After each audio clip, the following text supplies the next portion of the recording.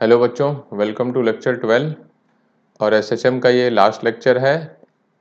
तो हम लोग एससीवी के कुछ जो एक्सरसाइज के चुनिंदा क्वेश्चंस हैं वो देखेंगे इसमें। तो मैंने हैंड पिक किए हैं 5-6 क्वेश्चन जो मुझे ठीक लगे, तो वो मैं डिस्कस करने वाला हूँ। इसके अलावा if you want any other question to be discussed so please comment करके बताइए, तो वो भी मैं एडिशनल वीडियो इसकी बना दूंगा। ठीक है, चलो स्टार्ट करते हैं इसे। We will discuss the methodology. हो सकता है पूरा आंसर तक मैं ना जाऊं, सो इन दैट केस आप आंसर निकालना एंड कमेंट करके बताना कि कितना एग्जैक्ट आंसर आता है इसका। ठीक है, तो क्वेश्चन नंबर 1 जैसे लेते हैं, पढ़िए इसे ध्यान से। A 1 kg block is executing SHM of amplitude 0.1 metre on a smooth horizontal surface. देखो स्मूथ दिया है मतलब फ्रिक्शन नहीं है। Under the restoring force of a spring constant 100 newton metre inverse. ठीक है, सारी चीज़ें दे दी, ब्लॉक का मास, ठीक है, उसका एम्पलीट्यूड और स्प्रिंग कांस्टेंट सब दे दिया। फिर कह रहा है कि a block of mass 3 kg is gently placed on it at the instant it passes through the mean position. Assuming that the two blocks move together,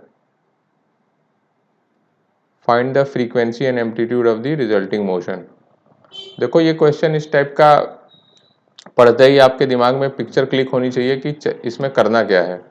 तो पहला पार्ट कि जब एक 1 kg का ब्लॉक एसएचएम कर रहा था तो आपको उसकी ब्लॉक का एम्पलीट्यूड और स्प्रिंग कांस्टेंट जैसे ही दिया, दैट मीन्स आपको उसकी मैक्सिमम एनर्जी दे दी। ठीक है, टोटल एनर्जी जो है वो आपको पता है कांस्टेंट होती है, तो आप उसकी मीन पोजीशन पे वेलोसिटी निकाल सकते हो, क्योंकि पता है मीन पोजीशन पे potential energy 0 and that is total energy equal to maximum kinetic energy. वहां आपने इसकी वी मैक्स निकाल लेनी है।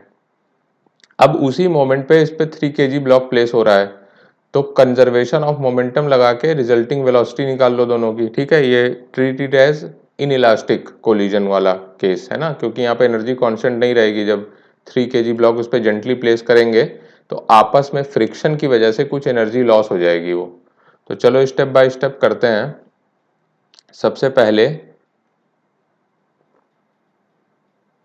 केस 1 देख लो कि मास की वैल्यू दी है 1 kg, एम्पलीट्यूड दिया है 0.1 मीटर और स्प्रिंग कांस्टेंट दिया है 100 न्यूटन पर मीटर। ठीक है, तो आपको पता है कि एनर्जी जो होती है दैट इज हाफ के स्क्वायर।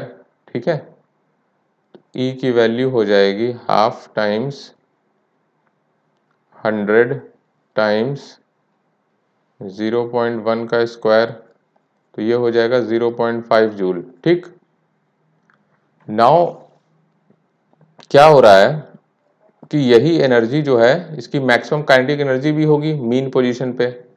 तो एट मीन पोजीशन ई की वैल्यू हो जाती है के ई मैक्स, या उल्टा लिखो के E max is equal to ई लिखो। ठीक है, के E max is equal to ई। ठीक, के ई की वैल्यू हो जाती है के ई मैक्स, मतलब काइनेटिक एनर्जी अपनी मैक्सिमम होती है।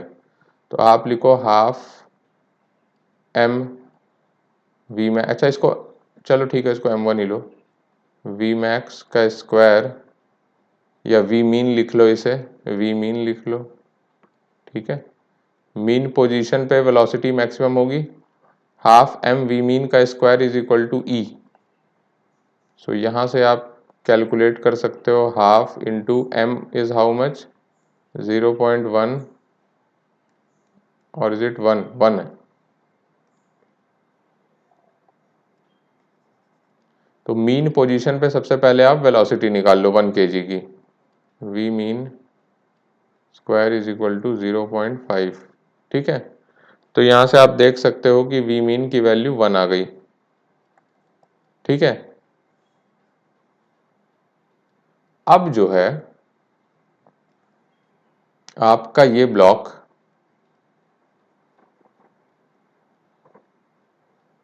वन kg वाला ये 1 मीटर पर सेकेंड से जा रहा है मीन पोजीशन पे सडनली इस पे अब जेंटली एक 3 kg का ब्लॉक भी पुश कर रख दिया गया, ठीक है। ठीक,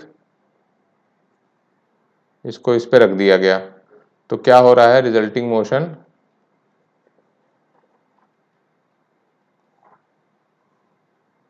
1 + 3 kg, ठीक। और ये कुछ v प्राइम से चलने लगा अब। अच्छा, रहेगा अभी भी ये मीन पोजीशन, क्योंकि कोई एक्स्ट्रा एक्सटेंशन नहीं हो रहा है उस पर रखने की वजह से, उसको जेंटली उस पर प्लेस कर दे रहे हैं। तो apply conservation of momentum, conservation of momentum, तो एम वी मीन जो पहले था is equal to M plus M prime ले लेते हैं दूसरे वाले मास को, एम की वैल्यू 1 kg, एम प्राइम की वैल्यू 3 kg, और इनकी रिजल्टेंट वेलोसिटी v प्राइम ले लो, ठीक है। तो 1 kg इंटू 1 मीटर पर second is equal to 1 + 3 times v prime. तो v प्राइम की वैल्यू 1/4 मीटर पर सेकेंड आ जाती है, ठीक है। अब क्वेश्चन में क्या पूछा है, resultant, find the frequency and amplitude of resulting motion, ठीक है। तो अगेन ई प्राइम निकाल लो आप। ई प्राइम कैसे होगा, half M plus M prime V prime का स्क्वायर, यही V prime, this V prime is equal to velocity at mean position. क्यों,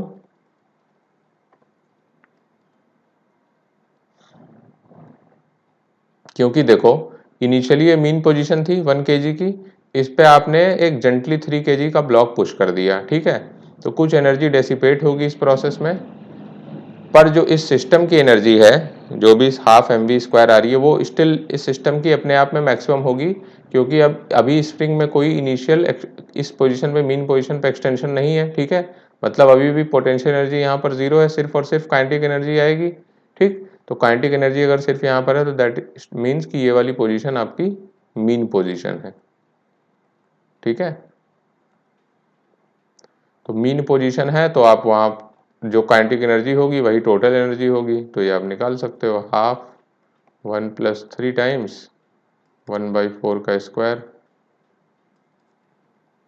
तो ये कितना हो जाएगा, 1/8 जूल, ठीक है। अब इसी को आप किसके इक्विवेलेंट कर दो, E prime is equal to half K A mean का स्क्वायर, ठीक है। तो ये आप निकाल सकते हो 1/8 इज इक्वल टू हाफ, के इज हाउ मच, क्वेश्चन में दिया है आपको के 100, ठीक है। 100 इंटू एम्पलीट्यूड का स्क्वायर, फाइंड आउट एम्पलीट्यूड यहाँ से आप निकाल सकते हो, ठीक है। ए की वैल्यू हो जाएगी √1/400, तो 1/20 मीटर, ठीक।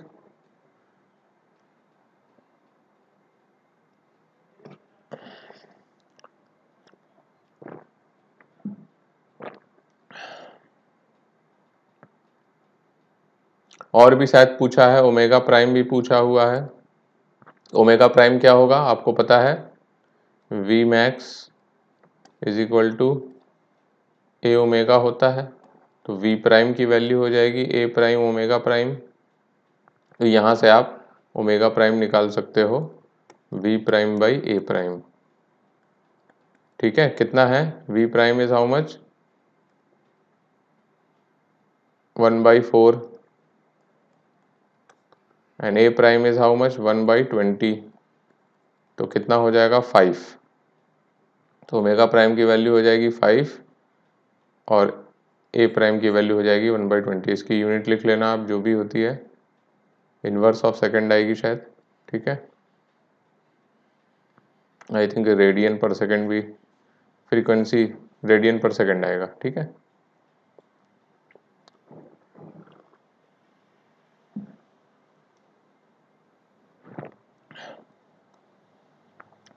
तो ये था क्वेश्चन नंबर 1। अब देखते हैं क्वेश्चन नंबर 2।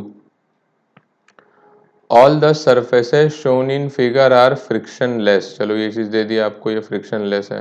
अच्छा, ऊपर वाले क्वेश्चन में एक चीज आप और निकाल लेना जो क्वेश्चन में नहीं पूछा है, कि इसके और इस पोजीशन, जब 1 kg ब्लॉक अपने मीन पोजीशन पे था उसके बाद उस पर 3 kg रख दिया तो कुछ एनर्जी डेसिपेट होगी। हम देखो कंजर्वेशन ऑफ मोमेंटम से निकाल रहे हैं, एनर्जी कंजर्वेशन से हम लोग नहीं निकाल रहे हैं।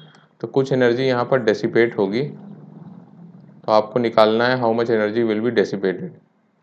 सम energy is lost in this process, जब इस पे 3 kg रखा जाता है। तो आप यहाँ पर हाफ mv² करो और यहाँ पर हाफ mv² करो, देखोगे कि टोटल सम इक्वल नहीं आ रहा है, क्योंकि ये इनइलास्टिक प्रोसेस है, इज नॉट इलास्टिक, है ना। तो ये प्लीज आप निकाल के देखो कितना डिफरेंस आता है। फाइंड डेल्टा ई, ठीक है। क्वेश्चन नंबर 2 देखते हैं। All the surfaces shown in figure are frictionless, the mass of car is m, ठीक है, and that of block is m। Spring has spring constant K. Initially the car and the block are at rest and the spring is stretched through a length x naught. देखो ये दे दिया आपको, initially car and block are at rest. ये बड़ा important line है, इसको ध्यान से पढ़िए। Car and the block at rest and spring stretched through a length x naught when the system is released. Find the amplitude of SHM of the block and the car as seen from the road. ठीक है, तो आपको initial, ये problems same होती हैं exactly, आपने कर रखी है इस टाइप की प्रॉब्लम लेक्चर में, मैं भी दिखाता हूँ कैसे। इनिशियल एक्सटेंशन इन स्प्रिंग, आपका x नॉट दिया है, आपको क्या मान लेना है, स्मॉल m और कैपिटल M का दोनों अलग अलग मान लो एक्सटेंशन इनिशियल कुछ कुछ, ठीक है। चलो मैंने स्मॉल m का मान लिया x1 इधर और कैपिटल M का मान लिया x2 इधर, ठीक है, with respect to ground. Let initial extension of M be x1 और कैपिटल M का x2 all with respect to ground, ठीक, ये मैंने मान लिया।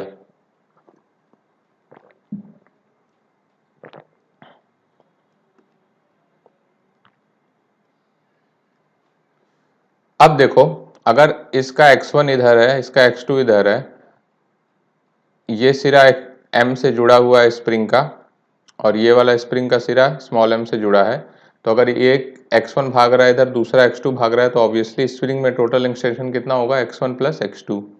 तो आप लिख सकते हो x1 plus x2 is equal to x nought, ठीक। ये मेरी पहली क्वेश्चन है। दूसरा कि आप देख सकते हो कि सिस्टम पे कोई एक्सटर्नल फोर्स नहीं है और इनिशियली रेस्ट पे भी है। Initially the car and the block are at rest, तो ये चीज लिखो, no external force on the system, पहली चीज। दूसरी कि initially the system is at rest, therefore centre of mass इसका रेस्ट पे ही रहेगा आगे भी, है ना, जो हम लोग पहले पढ़े थे centre of mass. Therefore centre of mass will be at rest, और यहां से इक्वेशन आएगी कि mx1 is equal to capital mx2, है ना, एग्जैक्टली सेम आ गई ये वाली इक्वेशन पहले से। तो अब ये इक्वेशन बन गई सेकंड। फर्स्ट और सेकंड सॉल्व करोगे आप तो you can find out x1 and x2। कैसे निकलेगा, एक को दूसरे में डाल दो, तो देखोगे आप x1 प्लस x2 की वैल्यू मैं डाल दे रहा हूँ, mx1 upon capital M is equal to x nought, ठीक है। तो x1 की वैल्यू हो गई capital M x nought upon, और x2 की वैल्यू हो जाएगी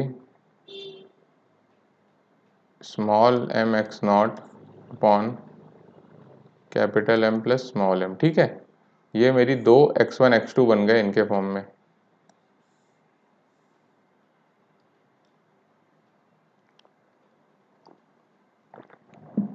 ध्यान से देखो तो ये प्रॉब्लम एग्जैक्टली वही वाली प्रॉब्लम है जो आपने ऑलरेडी सॉल्व कर रखी है कि एक स्प्रिंग के एंड से मैं कैपिटल M अटैच कर दूं, दूसरे स्प्रिंग के एंड से स्मॉल m अटैच कर दूं, और इसका के कांस्टेंट है इनिशियल, इसका एक्सटेंशन x0 है।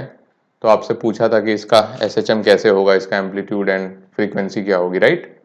एग्जैक्टली सेम प्रॉब्लम है। देखो इस प्रॉब्लम में भी आप विजुअलाइज करने की कोशिश करो। स्प्रिंग का ये सिरा स्मॉल m से जुड़ा है, ये फ्रिक्शनलेस है, और स्प्रिंग का ये सिरा कैपिटल M से जुड़ा है। तो अगर आप ग्राउंड पे रिस्पेक्ट में देखोगे तो ये प्रॉब्लम एग्जैक्टली यही बनेगी कि एक स्मॉल m से है और दूसरा कैपिटल M से है, ठीक है। एग्जैक्ट सेम प्रॉब्लम बनेगी है। तो इसमें याद है आप लोग को एक रिड्यूस मास वाला कॉन्सेप्ट आया था, m रिड्यूस्ड ये होता था, और ये सिस्टम को इक्विवेलेंट कर दिए थे हम लोग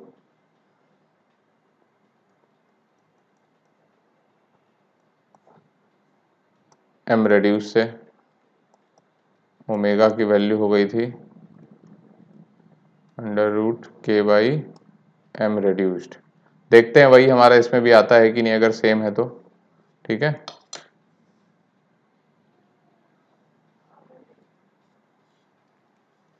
तो हमारा x1 + x2 आ गया, x1 x2 आ गया, ठीक है।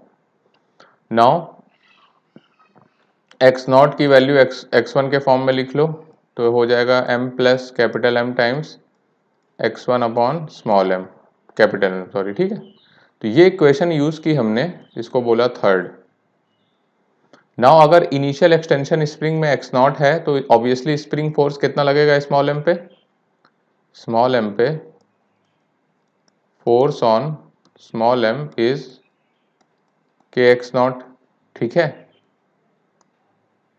और किधर लगेगा, पीछे की तरफ खींचेगा। तो अगर आपने इसको x1 इधर माना है स्मॉल m को, इसका एक्सेलरेशन आप मान लो, ये मैं फिर से बना देता हूँ ये वाली फिगर।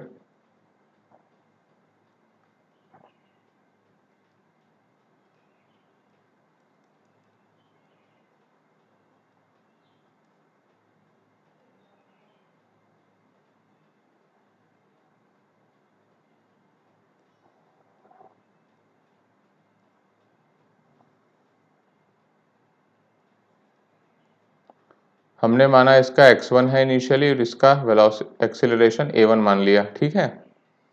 तो यू कैन राइट इज, और इसकी डायरेक्शन इधर होगी kx0, ठीक है। इसमें x0 का एक्सटेंशन है तो इस पे kx0 इधर लगेगा, ठीक। तो what we can write is ma1 is equal to minus kx0, ठीक।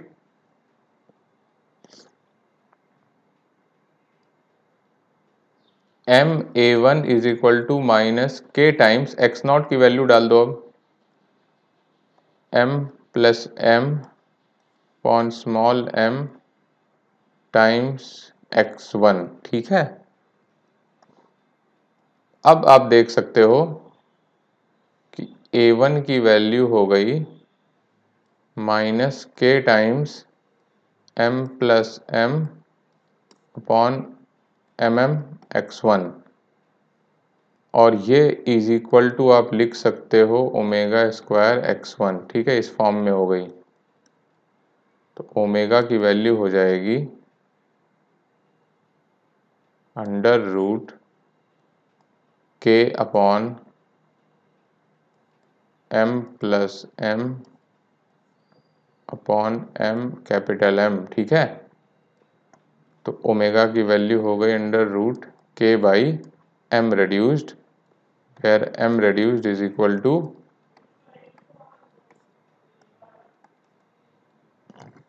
देख सकते हो आप सेम रिजल्ट आ गया। And that's what I was trying to tell you कि ये प्रॉब्लम एग्जैक्टली ये वाली प्रॉब्लम बन जाती है जिसमें एक सिरा स्मॉल m से जुड़ा है, दूसरा सिरा कैपिटल M से जुड़ा है। इनिशियल एक्सटेंशन x0 दे दो, तो बड़े प्यार से इसकी m रिड्यूस्ड वाली इक्वेशन डाल के k/m रिड्यूस्ड आप डायरेक्टली निकाल सकते हो यहाँ से, ठीक है। तो बहरहाल ये प्रॉपर वर्किंग थी इसकी, समझने के लिए ज़रूरी भी था। तो ओमेगा की वैल्यू आप यहाँ से निकाल सकते हो। ठीक,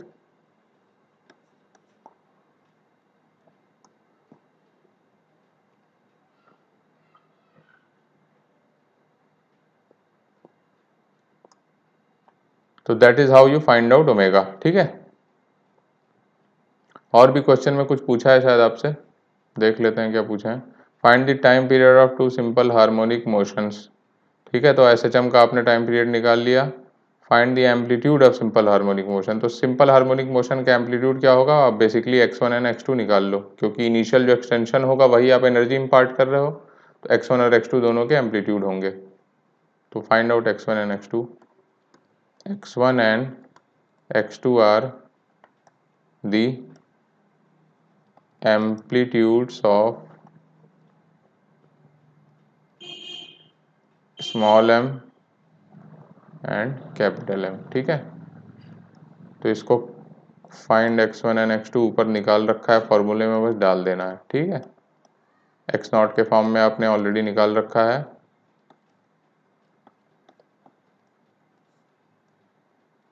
देख लो ये स्मॉल m है कि कैपिटल M है, प्लीज चेक।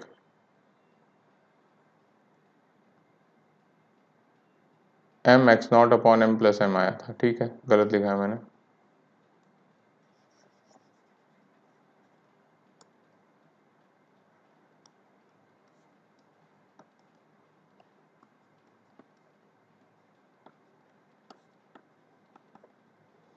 ठीक है, तो that is your answer. Next question पे चलते हैं।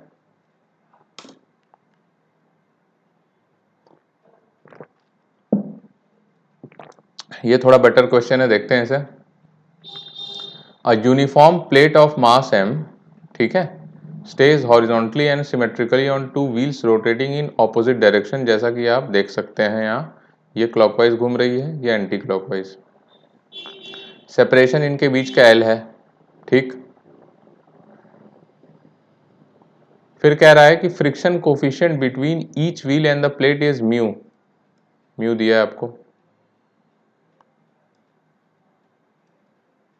ठीक है, find the time period of oscillation of plate if it is slightly displaced along its length and released. देखो ये बड़ा बढ़िया क्वेश्चन है। क्या होगा, आप जब इसको सॉल्व करोगे तो आप इसको अगर स्लाइट डिस्प्लेसमेंट दे के छोड़ोगे तो ये एसएचएम करने लगेगा, चाहे आप राइट में डिस्प्लेस करो चाहे लेफ्ट में डिस्प्लेस करो। कैसे होगा ये आपको सॉल्व करके देखना होगा। तो क्या करो आप, सबसे पहले यहाँ पे कुछ रिएक्शंस होंगे, एक नॉर्मल एक फ्रिक्शन। सिमिलरली यहाँ पे भी कुछ रिएक्शन होंगे, नॉर्मल और फ्रिक्शन। तो आप क्या करो, पहले तो इसको प्रोजेक्ट करो, नीचे ही बनाना ज़रूरी है।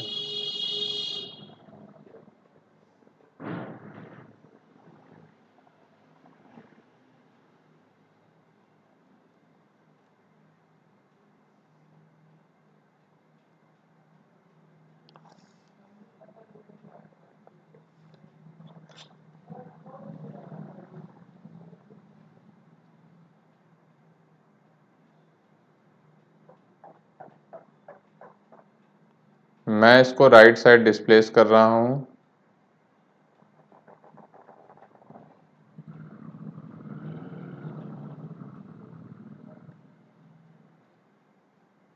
ठीक है, जब राइट साइड डिस्प्लेस करोगे, सपोज करो x से डिस्प्लेस किया इसे, तो सेंटर ऑफ मास आपका अब यहाँ शिफ्ट हो जाएगा। ठीक है, नए वाले पोजीशन पे यहाँ से mg लग रहा होगा नीचे, सेंटर c, ये सेंटर c मान लो। ठीक है, तो ये डिस्टेंस आपकी x हो गई। अच्छा, ये पहले L/2 थी,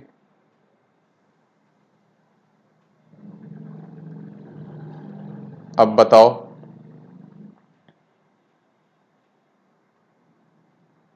how much is this distance.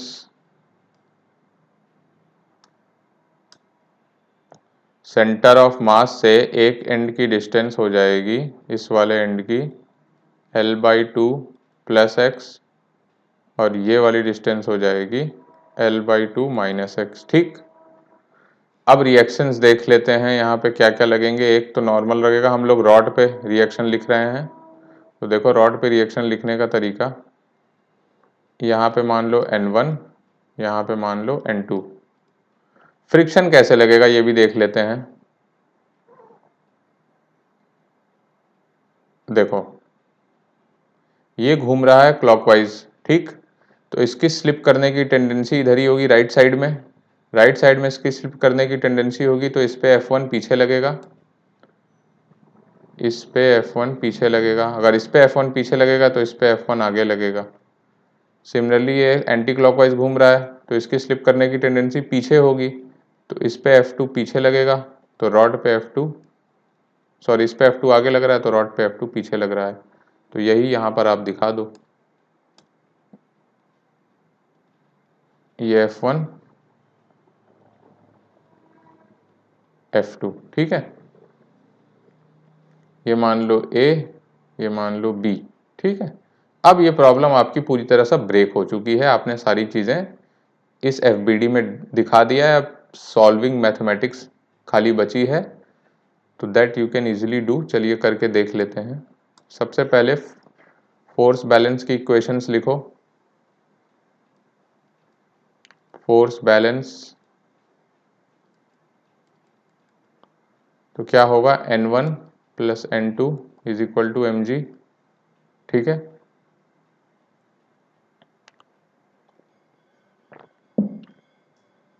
Horizontal वाली अभी हम नहीं लिख रहे हैं क्योंकि उसमें SHM की इक्वेशन आएगी, तो वो हम बाद में लिखेंगे चीज़ें निकालने के बाद।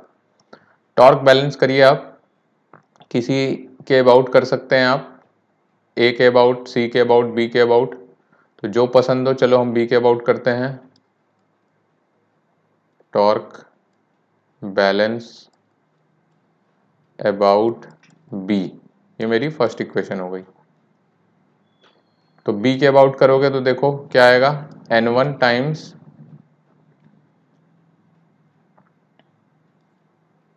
L, ठीक है, N1 टाइम्स L क्लॉकवाइज में, फिर F1 का 0 हो जाएगा, N2 F2 का सब 0 होगा क्योंकि वहीं से पास कर रहा है, बचा mg। mg का टॉर्क आपका एंटी क्लॉकवाइज होगा, तो minus mg times L/2 minus X is equal to 0, ठीक। तो यहाँ से आप निकाल सकते हो N1 की वैल्यू,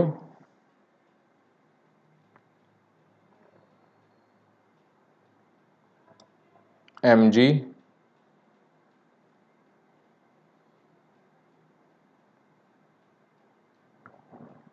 कितना होगा, 1/2 माइनस x/L, ठीक है।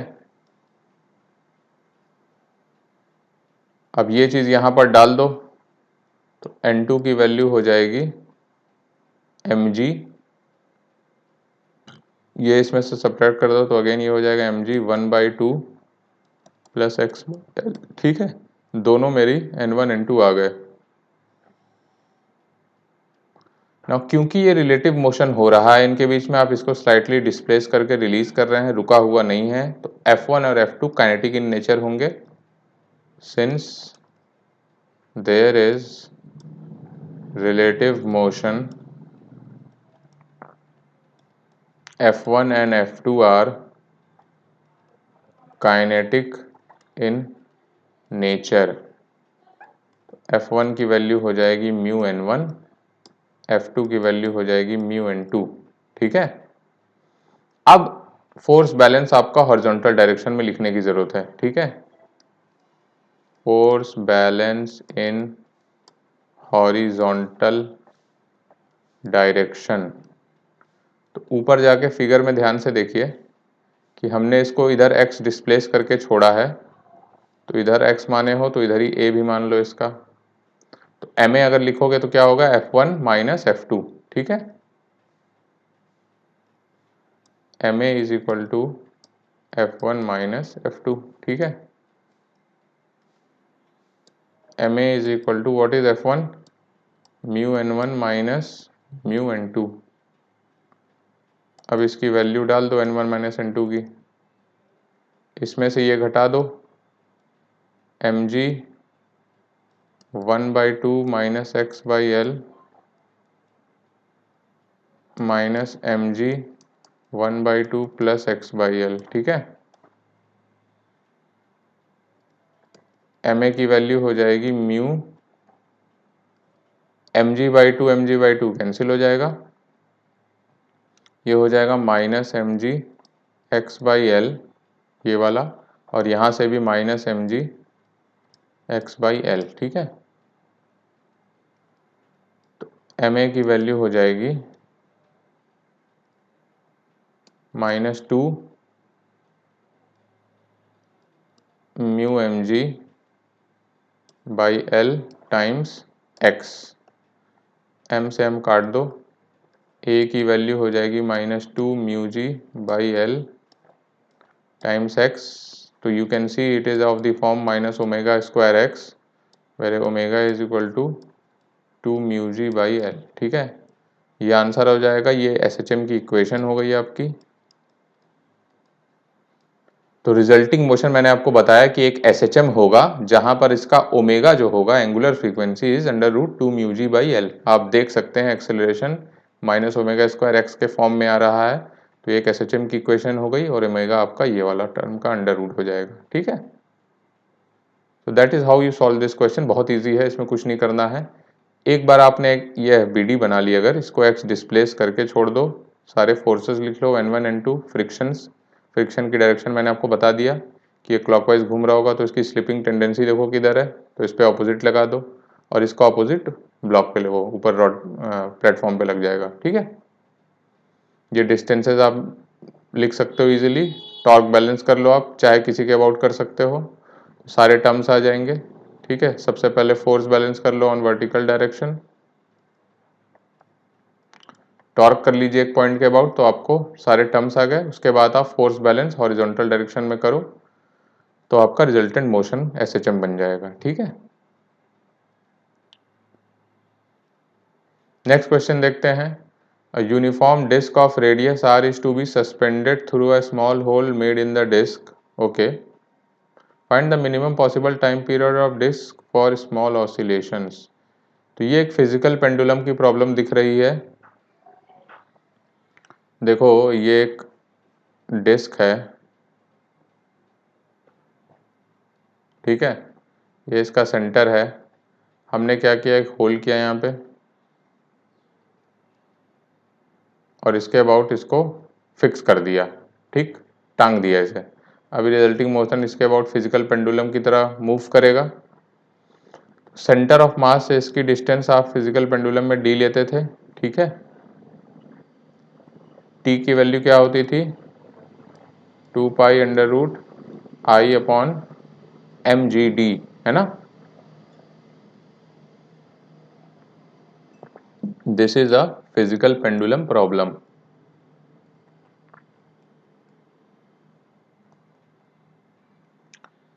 तो t की वैल्यू 2π√I/mgd होगी। ओके चलो मान लिया।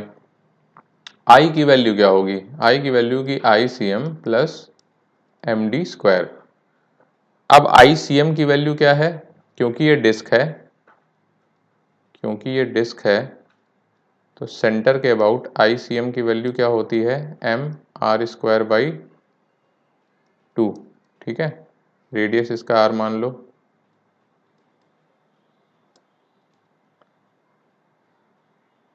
तो I की वैल्यू हो जाएगी mr²/2 प्लस md², ठीक। ये चीज़ आप यहाँ पे डाल दीजिए। मिनिमम पॉसिबल टाइम पीरियड पूछ रहा है, मतलब d का फंक्शन आएगा, तो basically t is equal to 2π√mr²/2 plus md² upon mgd, ठीक है। सो आप देख सकते हो t is a function of d, मतलब d अगर वेरी करोगे तो टाइम पीरियड वेरी हो रहा है आपका, ठीक है। तो आपको बताना है कि मिनिमम कितना टाइम पीरियड आ सकता है d को वेरी करके। तो t मिनिमाइज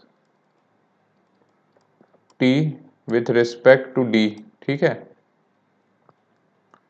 तो t को मिनिमम करने के लिए dt/dd इज इक्वल टू 0 होगा, ठीक है। अब आप इसको डिफरेंशिएट करोगे तो मतलब कि d/d, यार ये d थोड़ा सा रिपीटेटिव हो जा रहा है, इसको कुछ और ले लें क्या। x ले लेते हैं, let's take it as x।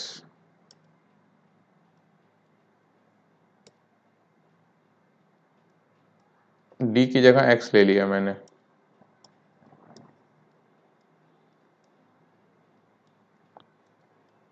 mx square, ठीक है। अब t is a function of x,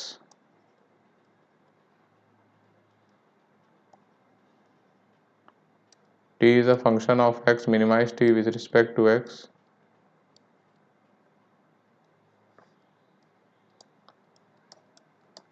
तो ऑब्वियस है कि आप इसको मिनिमाइज कर दो, ठीक है। इसका डिफरेंशिएशन ज़ीरो हो जाएगा। तो अगर इसका डिफरेंशिएशन ज़ीरो होगा, अगर ये मिनिमम होगा, आपको t मिनिमम करना है, इसका मतलब t स्क्वायर भी तो मिनिमम होगा, राइट।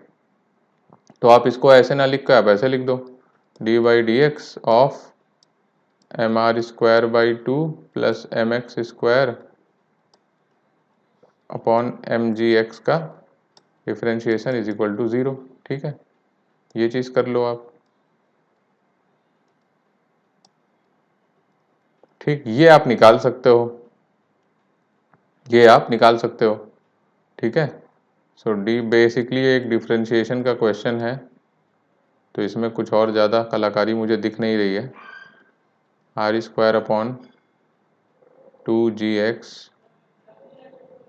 प्लस एम से एम ये कैंसिल होगा, एक्स बाई ये एक्स हो जाएगा, नीचे जी बच जाएगा, इज इक्वल टू ज़ीरो, ठीक है। अब इसको डिफरेंशिएट कर लो,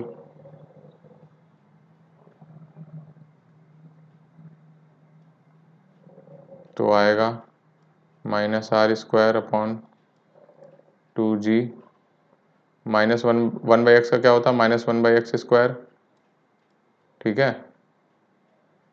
plus one by g is equal to zero. यहाँ से आप एक्स की वैल्यू निकाल सकते हो,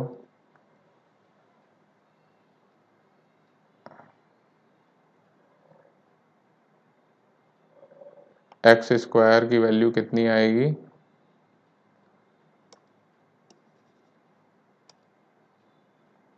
are square upon two g x square. Please calculation check कर लेना एक बार, हो सकता है कुछ गलती हो जाए। तो एक्स स्क्वायर की वैल्यू हो गई, this is X square, R square G, G से जी भी कैंसिल हो गया, अपॉन टू जी, ठीक है, आर स्क्वायर बाई टू। तो एक्स की वैल्यू आ गई under root, sorry not under root, one by root two r, ठीक है। ये हो गई एक्स की मिनिमम वैल्यू, और इसके करस्पॉन्डिंग आप टाइम पीरियड निकाल लो, find T min for x is equal to R by root two, ठीक है। तो that is how you find the, basically आपसे डिफरेंशिएट कराना चाह रहे थे।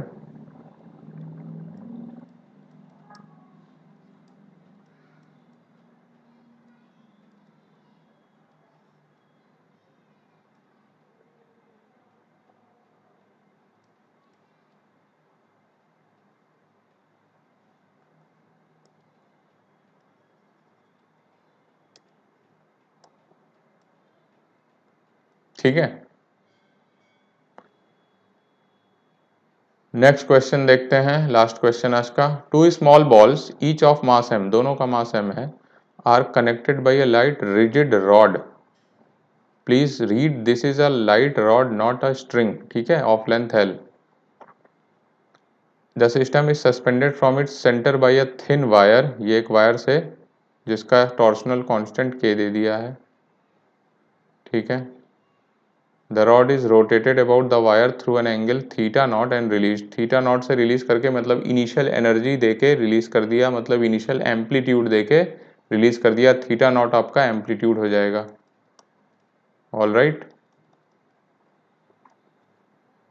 Find the force exerted by rod on one of the balls as the system passes through mean position, ठीक है। बहुत इजी क्वेश्चन है, आपको इनिशियल एम्पलीट्यूड दे दिया है, ये एक रोटेशनल या एंगुलर एसएचएम है जिसमें टॉर्शनल वाला लगेगा, ठीक है। तो ई कितना होगा,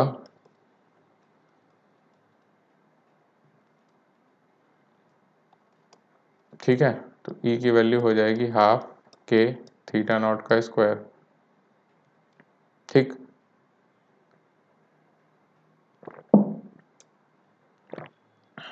ये आ गया मेरा पहला, क्योंकि इसमें वैल्यूज नहीं है तो इसी फॉर्म में आएगा। अब जब ये मीन पोजीशन पे आएगा तो इसकी एंगुलर वेलोसिटी मैक्सिमम होगी। ठीक है, आई ओमेगा स्क्वायर वाला omega, not the angular frequency वाला ओमेगा। ठीक है, लेट दी एंगुलर वेलोसिटी, देखो मैं एंगुलर वेलोसिटी लिख रहा हूं, at mean position b omega max, तो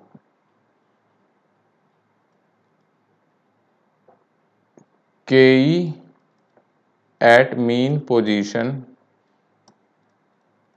ठीक है, काइनेटिक एनर्जी मीन पोजीशन पे क्या होती है, काइनेटिक एनर्जी मैक्सिमम हो जाती है, और वो किसके बराबर होती है, ई के बराबर। ठीक है, ये इसमें कोई एक्सप्लेनेशन की ज़रूरत नहीं है। तो के ई की मैं कैसे वैल्यू लिखूंगा, हाफ आई ओमेगा स्क्वायर लिखते हैं हम लोग। ठीक है, मीन पोजीशन पे क्या होगा, K E mean position half I into omega max का स्क्वायर।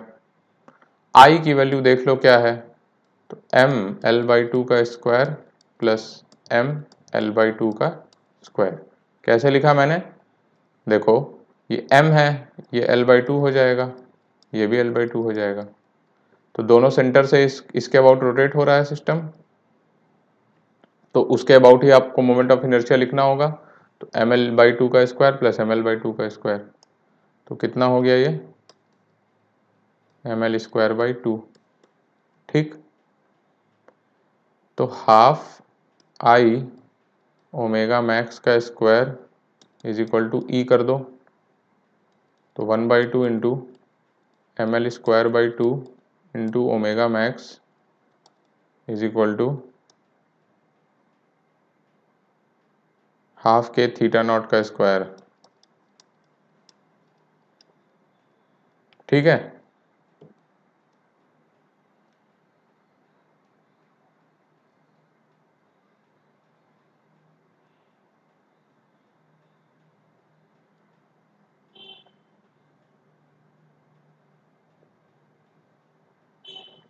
ठीक, तो यहां से आप क्या निकाल सकते हो, you find out omega max कितना आया,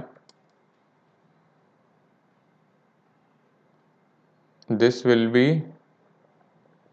2k थीटा नॉट का square upon M L square. ठीक है, this is angular velocity at mean position, angular velocity at mean position. ठीक है, नाउ अब आपसे क्वेश्चन में कुछ चीजें पूछ रहा है कि कितना फोर्स रॉड इस पे एक्सर्ट कर रही है, one of the balls at mean position. तो देखो ये हमारा सिस्टम था,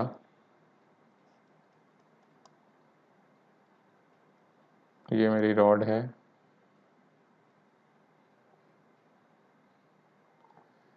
जब ये बॉल एक सर्कुलर मोशन परफॉर्म कर रही है तो इस पे एम आर ओमेगा स्क्वायर लगेगा, एक सेंट्रीफ्यूगल फोर्स एफ सी, और दूसरा इसका वेट होगा। तो इन दोनों को कौन बैलेंस कर रहा है, ऑब्वियसली रॉड ही रिएक्शन प्रोवाइड करेगी। ठीक है, तो इनका जो रिजल्टेंट होगा वही रॉड आपका रिएक्शन की तरह इस पे लगाएगा। ठीक है, तो इस चीज को लिखिए, force acting on block m is equal to centrifugal and mg। ठीक है,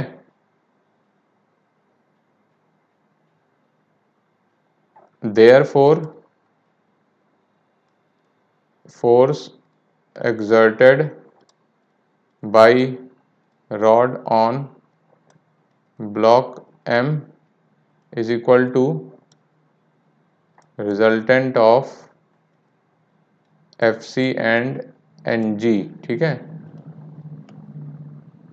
अब FC की वैल्यू आप जानते हो MR ओमेगा मैक्स जो है यहाँ पर मीन पोजीशन पे, at mean position FC is equal to MR omega max का स्क्वायर, तो R is what ML/2 into omega max का स्क्वायर।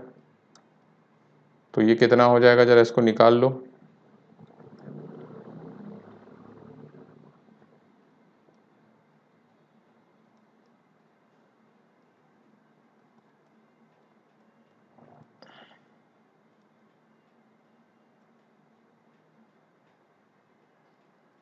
तो दिस इज ओमेगा मैक्स का स्क्वायर, ठीक है।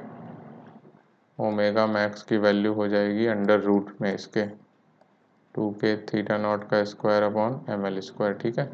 तो हमको ओमेगा मैक्स की वैल्यू स्क्वायर यहाँ पर डाल दो, 2k theta not square upon ML square. तो जो कट रहा है चीज़ें काट दो, FC की वैल्यू हो जाएगी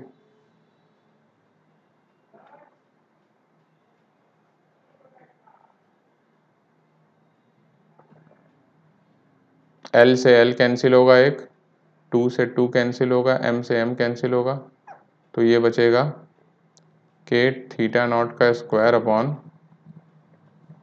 L, ठीक है। बस यही बच रहा है मेरे ख्याल से, ठीक है। और दूसरा फोर्स आपका अब mg है, तो इस पे देखो ये लगेगा k थीटा नॉट का स्क्वायर बाई 2 नीचे mg, और यहाँ से रॉड लगी है, ठीक है। तो ये इस पे रिजल्टेंट फोर्स लगाएगा, ये इसका R है, तो ये भी इस पे इधर रॉड भी इस पे R प्राइम लगा देगा,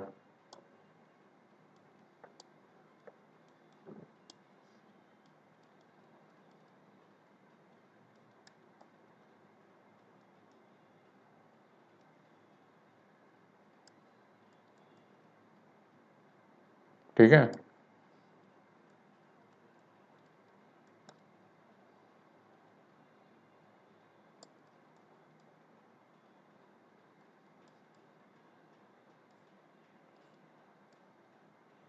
ठीक, so this is the force exerted by